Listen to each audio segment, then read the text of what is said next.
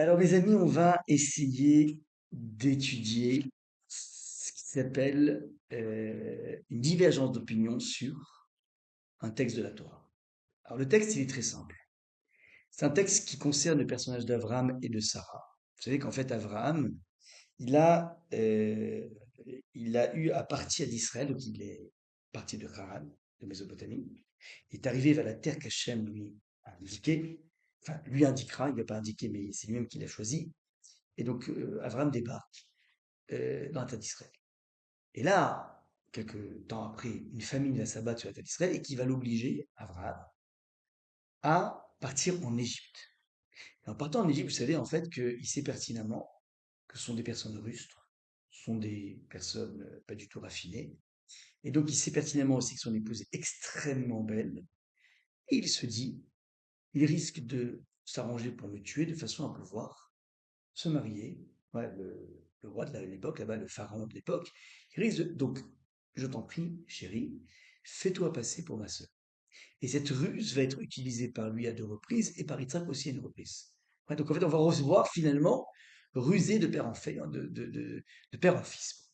Maintenant, euh, à un moment, donc, Abraham va quelque part expliquer pourquoi il utilise cette ruse. Ouais. Alors, le texte dit la chose suivante, on va l'étudier ensemble. Le dit le texte, Vayi kasher ituoti. On va traduire tel que Rachid traduit, je vous montrerai dans les mots de Rachid. Et ce fut, Vayi kasher, lorsque, ituoti, lorsque Dieu me fit errer. Enfin, attention, bien que Dieu ne soit pas marqué dans le texte en hébreu, mais il est sous-entendu. Ce fut tandis que Hachem me fit errer, ouais, et donc, pardon, il est marqué juste après. Tandis que Dieu, pardon, m'a fait errer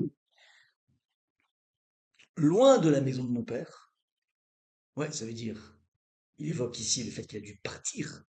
Laisse va pour toi. Donc, il a quitté à 75 ans tout ce qu'il a construit. Ouais. Il a construit ce qu'on appelle l'habitus de Gaston Bourdieu. Tu connais ça? C'est un concept qui veut dire tout ce qui entoure une personne au niveau sociologique. Donc il quitte tout ce qu'il a construit, ses fan clubs, et il va vers l'inconnu. Pas vers une destination qu'il connaît, vers l'inconnu. Et donc, on peut imaginer que c'est une expérience assez douloureuse pour lui. Donc, Hachem m'a fait errer. Ouais, il m'a fait errer loin de la maison de mon père. Donc, alors que donc, j'étais dans un état d'errance, alors, va Omar, là, je lui ai dit, Zechazder, eh bien, voici la grâce, Asher Tarassi m'a dit que tu me feras. Elle colle à Makom Asher Navoshama. Partout, dans tous les lieux où nous irons, Imrili Achi. Dis, dis que je suis ton frère. Pardon. Dis que je suis ton frère. D'accord, ok, on est bon pas.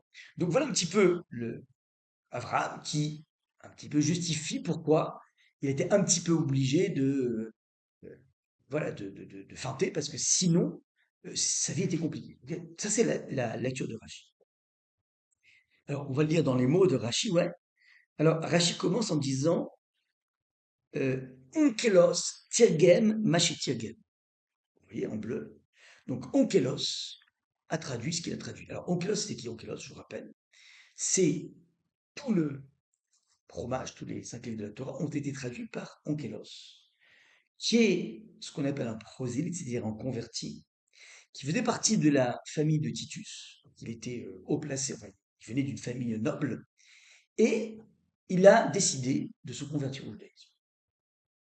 Alors, et il a grandi dans le judaïsme, à tel point en fait que c'est lui qui est le traducteur officiel, à Mavdil, hein, le Nelson Montfort de la Torah, mais alors c'est beaucoup plus complexe que Nelson Montfort, puisque, puisque il va traduire la Torah en araméen. Donc vous allez dans n'importe quel chumash, la partie Torah, et à côté la traduction en petites lettres.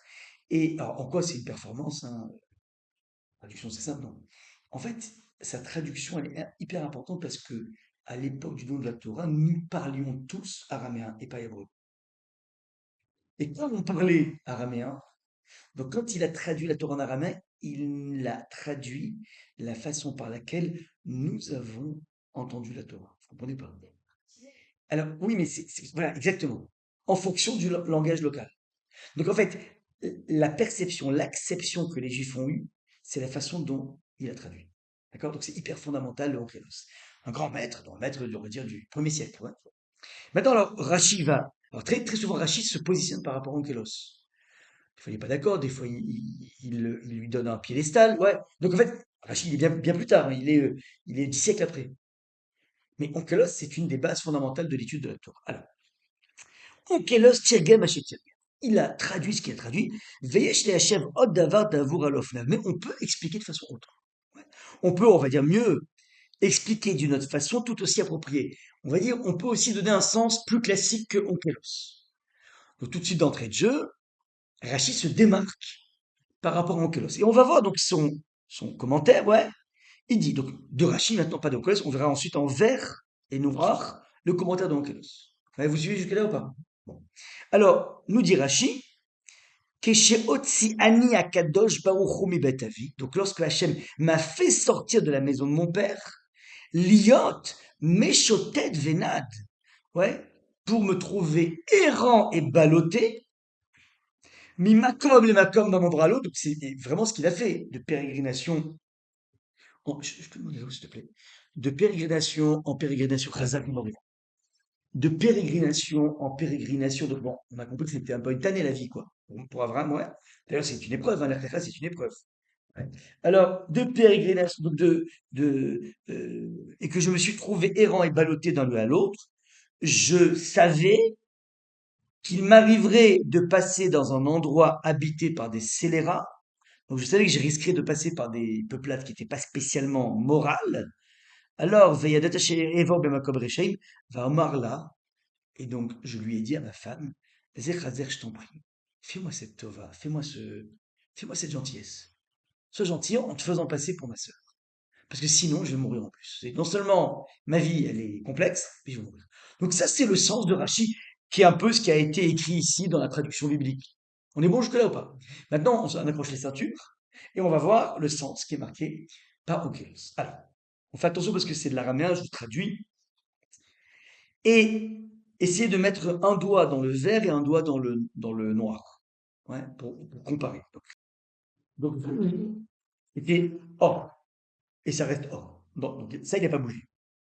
Maintenant, Kaacher Itu, l'expression qui est traduite par Rashi, lorsque Dieu me fit errer, lui, il voit pas comme ça la chose en Kélos. Il dit, Kaacher Tao Amemaya Batar Ovde Yedeon.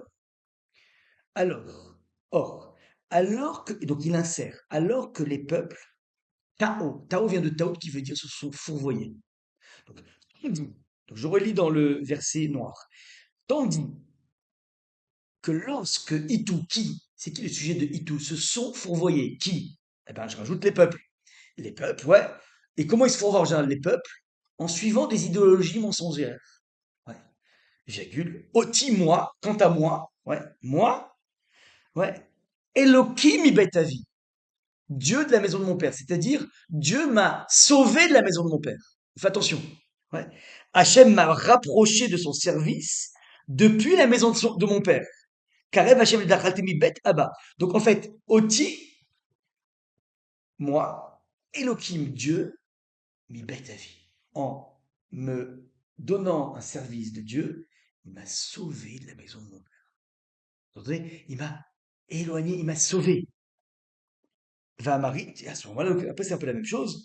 Et là, je t'ai demandé de me faire cette grâce que partout où nous irons, dis que je suis ton frère. Donc je vous ai mis en repérage vert, ouais, les parties qu'il va un petit peu rajouter. Rachid, pas Onkelos. On est en Onkelos là. En vert c'est le Koès, le bleu c'est Rachid. Ok. Donc maintenant, bilan des courses. Ouais. D'après Onkelos, ouais, le départ, enfin la lecture que Abraham il a de son arrachement de la maison de son père, est-ce qu'elle est majorative ou péjorative? C'est clairement majoratif. Ça veut dire si. Oui, et ça veut dire en fait, ça veut dire tout le monde s'est trompé, tout le monde s'est gouré. Ouais.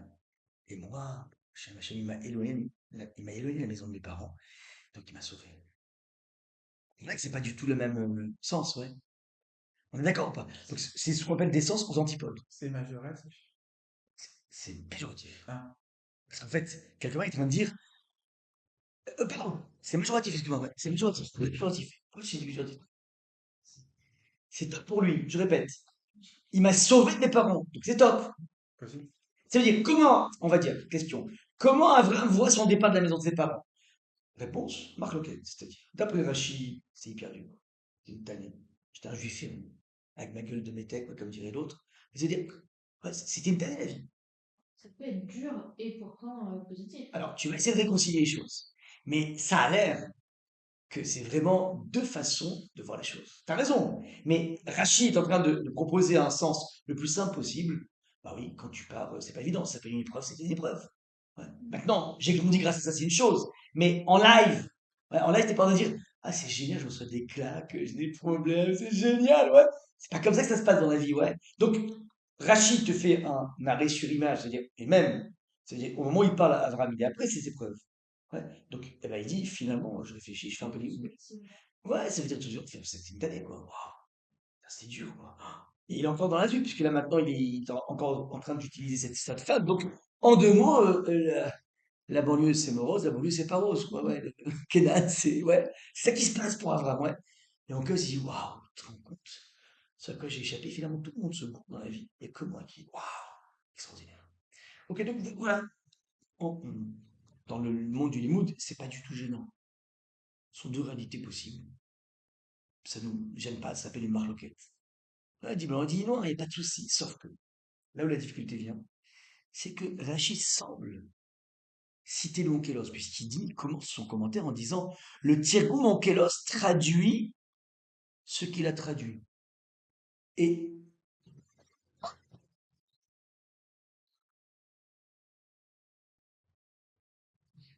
et alors, c'est peut-être pas l'habitude de Rachid, mais Rachid, en général, quand il cite Onkelos, et que Onkelos n'est pas d'accord avec lui, alors il dit,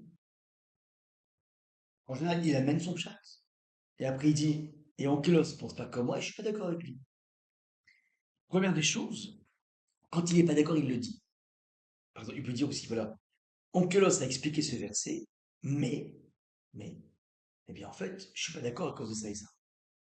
Parce qu'en fait, pour de bon, le terme en jaune, là, itou, il est difficile. Ça veut dire, c'est un passif, donc c'est une action qui s'appelle ferere. Ouais. Et donc, ça, cette itou là, va dans le sens de Rachid, si on analyse bien les points. En revanche, euh, donc c'est lorsque l'Oclos dit que Itou c'est Tao, ils sont trompés, alors ça va pas être Itou. Itou c'est un passif, donc en fait on sent que c'est faire trébucher. Or eux ils ont trébuché. Donc ça c'est une délicatesse. Maintenant, si vous voulez, quand on décortique quelque chose, on se rend compte que le verset est ambigu. Voilà. Il est pas franchement orientable. Les deux s'entendent. Mais maintenant, si c'est comme ça et que Rachid n'est pas du tout d'accord avec Oclos, c'est qu'ils le disent. Et il n'a pas dit là, il a dit, il a traduit ce qu'il a traduit. C'est la première anomalie dans Rachid. Deuxième anomalie, il ne s'exprime jamais à Rachid comme ça dans l'océan de ce qu'il commente. Il dit jamais Tirgoum. Parce que le Targum, en fait, ça veut dire la traduction.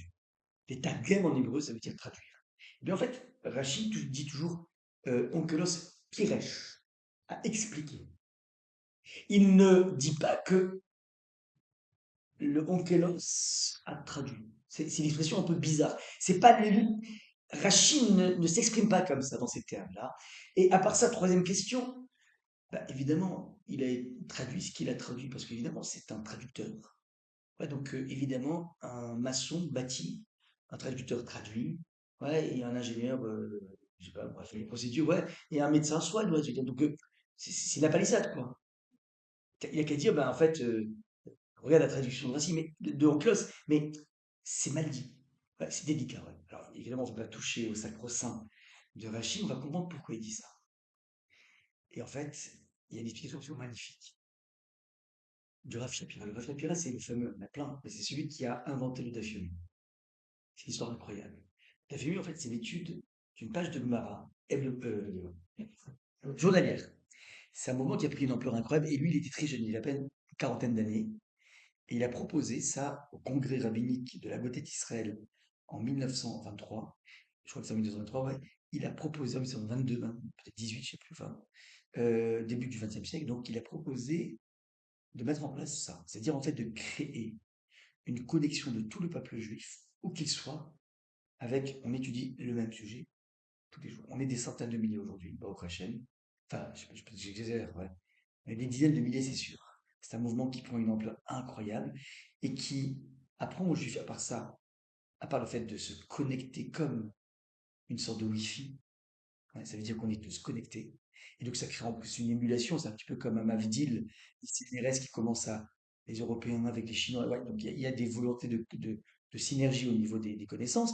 Mais ce qui est intéressant, c'est qu'en fait on se lie par la même page de Gemara, premier point. Deuxième point, c'est ça le plus important, c'est que ça oblige une personne. Il n'y a pas de vacances, hein.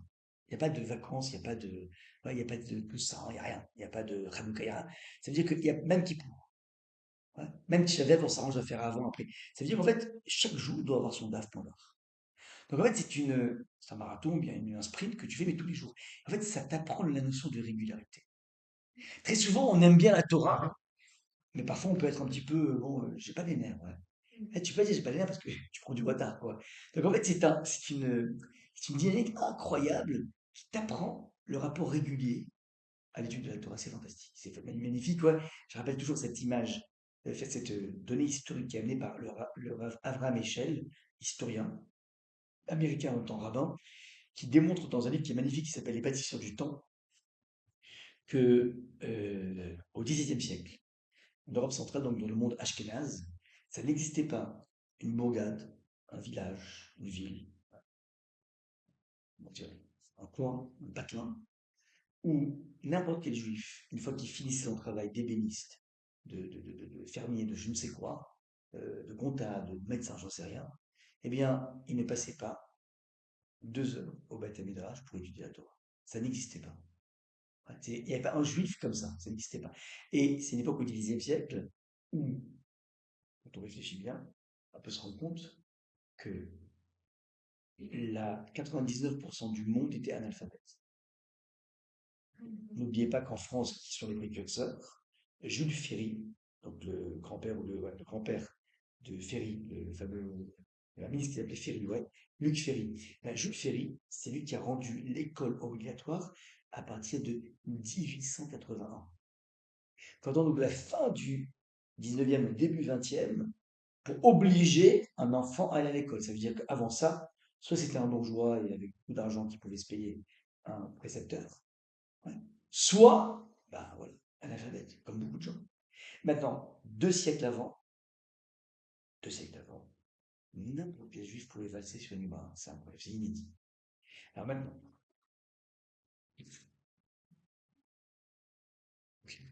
maintenant le Soraf Shapira donc, a proposé de mettre en place ça dans le peuple juif. Et il était jeune. Et il a proposé au Chafetz Chaim, il a dit, regarde, il va se tenir un grand congrès. Je te demande d'arriver en retard. Je te demande d'arriver en retard. Euh, ok. Donc, ça commence à telle heure. Je veux que tu arrives une demi-heure après. Donc, le congrès commence. Et lui, bon, il écoute le Rav Chaim, hein, c'était un grand rave, mais le Rav Chaim, c'était la plus grande autorité. Et puis, il arrive, comme me dit le rave, en retard. Il arrive au fond de la salle et le Rav Chaim était au bout de la salle. Le Rav Chaim le voit. Et qu'est-ce qu'il fait? Il se lève devant lui. Comme le Rav Chaim se lève, tous les rabbins se lèvent. Ouais, puis il avait à peine 40 ans, c'était un jeune homme, tu vois. On parle de gens qui avaient 75, 80, voilà. Et, ah ben tiens, il est là, il va parler d'un nouveau projet. Donc il a orchestré ce retard pour obliger tous les gens à se lever devant lui. On voit ou pas? Donc, et donc du coup, il a pu faire passer la chose, et donc c'est né dans les années 20, et c'est quelque chose d'absolument féerique. Ouais. Donc en fait, il y a des juifs, on va dire même des juifs qui ne sont pas forcément religieux, mais qui sont accrochés à ce wifi. Alors maintenant, pourquoi je vous parle pourquoi je vous parle de ça? Alors, pour essayer de. Donc, c'est lui qui va donner ce pshat ici. Il dit attention, pour comprendre ce Rashi, pourquoi Rashi? Donc, 3 questions. Pourquoi Tigam, il a traduit ce qu'il a traduit, mais évidemment, il traduit. Pourquoi il dit pas clairement qu'il n'est pas d'accord? Dis-le, d'habitude, Piresh, Fanny Cholek, je suis pas d'accord. Pourquoi il est mis en premier? Il lui donne un piédestal.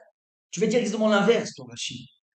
C'est bizarre. Si tu dis autre chose, j'entends, mais tu veux dire l'inverse, donc il fallait dire, mais aucun rapport, quoi. Il dit la chose suivante. Il faut regarder l'histoire de Onkelos. Onkelos, on l'a dit, c'était un converti et qui, comment dire, a voulu rentrer dans la Torah. Et comme c'était gênant au niveau de l'establishment de Rome, alors Titus, voilà, son oncle, a envoyé un commando pour aller le ramener à la maison. Donc les commandos arrivent, il dit voilà, on a ordre de Titus de te ramener à la maison. Et lui, qu'est-ce qu'il fait? Il parle avec eux. Il parle, il parle, il parle. Et puis il arrive à les convaincre. Ils sont séduits par lui. Bon, ils ne reviennent pas chez à Rome.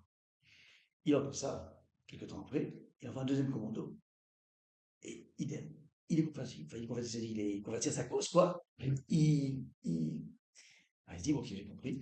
La parole raconte que il va envoyer un commandant le dire, je vous explique. Cette personne est dangereuse avec sa parole. Il séduit tout le monde. Donc, vous avez interdiction de lui parler. Vous n'adressez pas la parole. Interdiction. Donc, vous arrivez là-bas, vous le mettez dans un filet, vous le ramenez, on ne parle pas, muet. Donc, ils exécutent, le commando arrive comme ça, ils s'exécutent, c'est magnifique.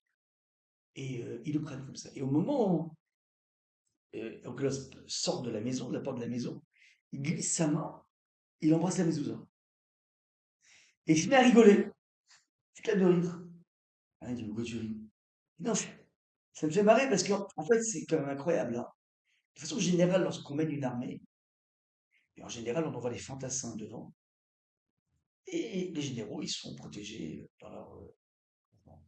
Ben, chez Dieu, c'est quoi? C'est l'inverse.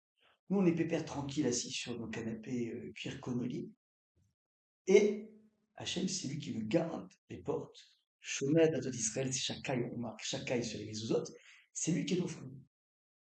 Et pourquoi il a encore plus les. Ouais, et encore plus. Alors, il vient dire le Rav Shapiro. Il dit donc, c'est une personne, il a vécu dans une indigence pour ce qu'il a fait en classe. Ouais. Une personne qui a donc finalement troqué une vie d'ascète, mais évidemment d'évolution spirituelle, contre tous les honneurs. Vous imaginez le neveu de Titus, à quel point il aurait pu avoir une poste, un truc de folie, une plante de malade et tout ce que tu veux. Et il a eu trois occasions, l'occasion de regretter, peut-être, de dire pourquoi pas finalement. Ça va, c'est bon, ouais. On voit en fait qu'il tient tête. Alors, vient de dire Rav Shapiro un truc incroyable.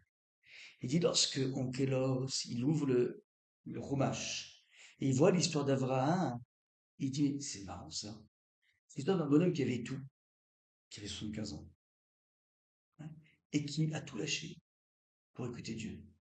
Et il va vivre, a priori, une galère, hein. Mais Onkelos, il dit, mais moi, finalement, il me ressemble à Abraham. Enfin, disons, je me ressemble à Abraham. Et moi, finalement, je suis quelqu'un d'hyper heureux. J'ai fait la traduction de la Torah, enfin, c'est magique. Et donc, quand il voit cette histoire d'Abraham, il peut pas expliquer comme Rashi. Et ça qu'il dit Rav Shapira, il dit, Tirgem, il a traduit dans le texte ce qu'il a traduit dans sa vie. Alors, c'est une bonne question. C'est qu'en fait, à un certain niveau d'honnêteté, il faut comprendre qu'en fait, la Torah, la plus belle explication de la Torah, c'est ta propre vie. C'est ce qu'a dit Rabbi Yerucham de Mir à Rav Wolbe.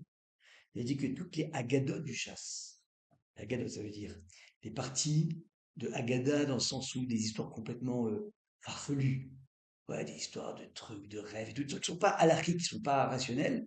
Il dit en fait, tu veux bien la comprendre, il faut que tu sois mûr dans ta vie, que tu comprennes. En fait, tu vas être l'illustration d'une Haggadah, quelle qu'elle soit. On ne va pas raconter d'un bonhomme, ouais, il y a une Haggadah dans Avodah, un bonhomme qui s'appelait Eliezer ben Dourdaya, fils de Dourdaya. Ouais, le bonhomme, il n'a pas laissé une prostituée dans le monde tranquille. Il les connaissait toutes. Un jour, il a entendu, la Gemara parle de ça, il a entendu qu'il y en avait une qui prenait un tarif complètement incroyable, il a réuni les lingots d'or, il est allé traverser 7 fleuves pour aller la voir, ouais. Bon, donc c'est une histoire, tu comprends que c'est une histoire, c'est une parabole. C'est pas un personnage qui a existé, ouais. En tout cas, c'est sûr qu'il y a autre chose que la dimension réelle. Ouais, ça ne peut rien dire sinon. Et donc voilà, toutes ces notions, par exemple, il y a plein de choses dans le Midrash, par exemple, que Batia, par exemple, d'un coup, sa main, c'est Gogo Gadgetobra, je sais pas comment. Ouais. En fait, c'est sûr que c'est pas une réalité. C'est pas que sa main, c'est tout. Il y a autre chose qui est en train d'être dit, ouais. Donc, c'est-à-dire, tout ça là, tu veux comprendre, regarde ta vie. D'ailleurs, c'est très intéressant. il y a un ouvrage qui s'appelle le En Yaakov, c'est-à-dire c'est un maître qui est venu euh, regrouper toute la Haggadah du chasse. Ouais, toute la Haggadah, toutes les parties comme ça. En fait, le Talmud, il est parsemé. Partie à la partie Haggadah, on ne sait pas comment c'est ordonnancé. Ouais, c'est pas... En fait, lui, il a pris que les parties Haggadah, il en a fait un livre qui s'appelle le En Yaakov. Il a été traduit dans les éditions Verdier. Et c'était le livre de chevet en français, donc traduit en français, de Sartre à la fin de sa vie.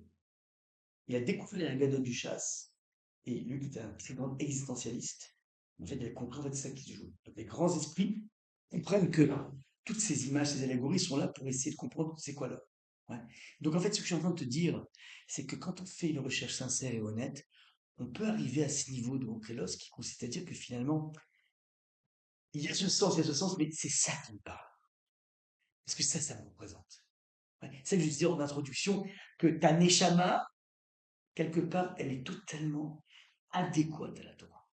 C'est pas quelque chose qui s'applique, c'est pas comme un. Tu vois, par exemple, les gens pensent que la Torah, c'est une sorte de code napoléonien, un Mavdil, qui est là pour te gérer ta vie, ton manuel, qu'est-ce que tu vas faire, tu l'entends. T'as pas compris.